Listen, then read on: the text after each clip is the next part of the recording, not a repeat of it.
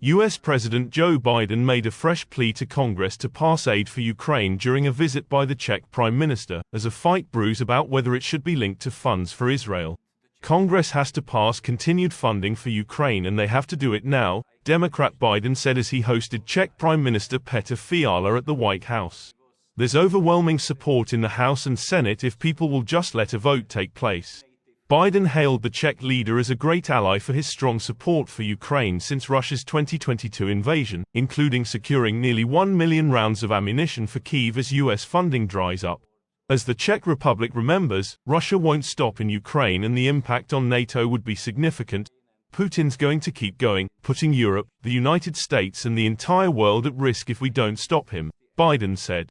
After shaking hands with Biden in the Oval Office, Fiala thanked the US president for his leadership in mustering Western support of Kyiv.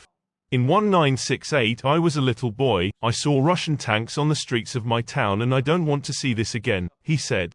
US assistance has languished in a divided Congress, with Johnson, an ally of presumptive Republican presidential nominee Donald Trump, blocking an earlier $95 billion in aid sought by Biden for Israel, Ukraine and Taiwan, which had passed the Senate. The White House ruled out any bill that only contained aid for Israel. Johnson is walking a knife edge on aid for Ukraine, as Trump and far-right lawmakers in the House of Representatives have grown skeptical of pouring billions of dollars into Kyiv's fight against Russia's invading forces. Ukraine has in recent months grown increasingly frustrated at delays in Western aid, including air defenses it says are urgently needed to repel deadly Russian attacks.